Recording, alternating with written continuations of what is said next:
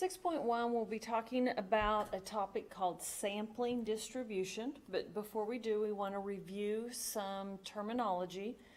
So this is a review of commonly used statistics and corresponding parameters. Now, don't forget that a statistic is a numerical measurement that was calculated from a sample. And a parameter is a numerical measurement that was calculated from a population. So we have talked about the mean, the variance, and the standard deviation, and a little bit about proportion. This one not as much. So let's just look at and remind ourselves the symbols that go along with this. For the mean, the sample statistic is X bar, the population parameter is mu. The variance for the sample statistic is S squared. For the population parameter, it is sigma squared. The standard deviation would be S and sigma. Now, on the proportion, we have dealt with P, which is a parameter from a population, and if you recall, P is the probability of success on an individual trial that we have dealt with. Now, its counterpart sample statistic we have not talked about yet, but we will in the future, but I'm going to go ahead and introduce that symbol, and that is called P hat. So just be familiar with these symbols and which one are associated with the population and those that are associated with the sample. Now, often we do not have access to all the measurements of an entire population. Therefore, we use measurements from a sample instead. So that tells me that I cannot calculate the parameter, but I can calculate the statistic. We will use a statistic to make inferences about a corresponding population parameter. What that means is we'll take the numerical value or the numerical measurement from a statistic and we will infer that information upon the population. Now, the different types of inferences that you need to be familiar with are estimation.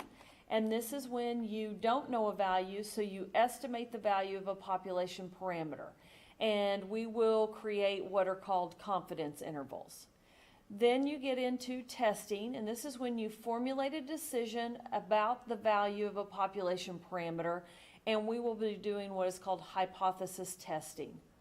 Now, one topic that we will not be getting into, but you need to at least be familiar with, is regression, and this is when you make predictions about the value of a statistical variable. This deals with linear correlation and predicting. All right, so what we mainly want to gather from this, besides these symbols, is sampling distribution. We need to have a little discussion on what that means. Sampling means that you have a sample, and a sample, then we would be looking at X bar, S squared, S, and P hat.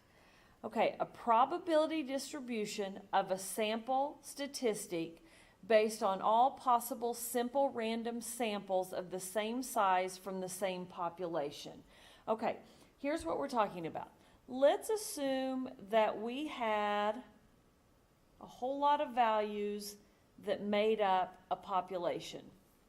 So let's say we just had a whole bunch. These are each individual X values.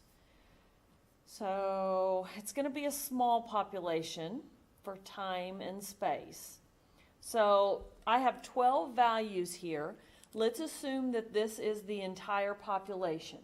So each one of these is what we call an X value. So if I was asking you what is your age and someone said that they were 19, so I'd have a 19 here and that would represent an X value, somebody's age. Now, since this is a population, if I were to calculate the mean, it would be calculated as mu, and if I were to calculate the standard deviation, it would be calculated as sigma. Now, what we're going to be getting into is looking at what is called a sampling distribution.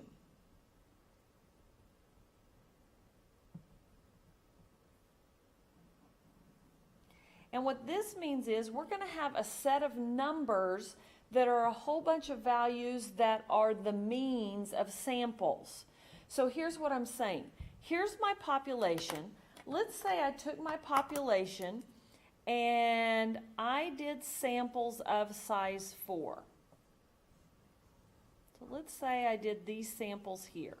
So what I would do is I'd say, okay, I'm going to take these 4 numbers, and again, if we were talking about ages, this would be the ages of 4 different people, and I'm going to average them. So this is going to be a sample mean. So I would add them and divide by 4. When I do, and I place it in my sampling distribution, then that average of those 4 numbers would be an X bar. So this value, let's say it is 20. 20 would be the average age of these 4 people. Then I would do the same for here. I'm going to add these 4 numbers and divide by 4, which would give me an X bar value. I'm going to add these 4 numbers, divide by 4, and I would get an X bar value. So then I would say, okay, I'm going to choose 4 different groups. And I'd have to be different, so I'll do this, which is a little funky, but so these are all different sets of 4. So again, I would add these 4 numbers and divide by 4, and I'd get another X bar value. I would do the same with this grouping of 4, which would give me an X bar, and this grouping of 4, which would give me an X bar. And I would just keep going until I exhausted all the different sets of 4 that I could. So now over here, I would just have a whole bunch of X bar, I'm going to put etc., X bar values. So here's the big difference. Each one of these values refers back to one person or one item.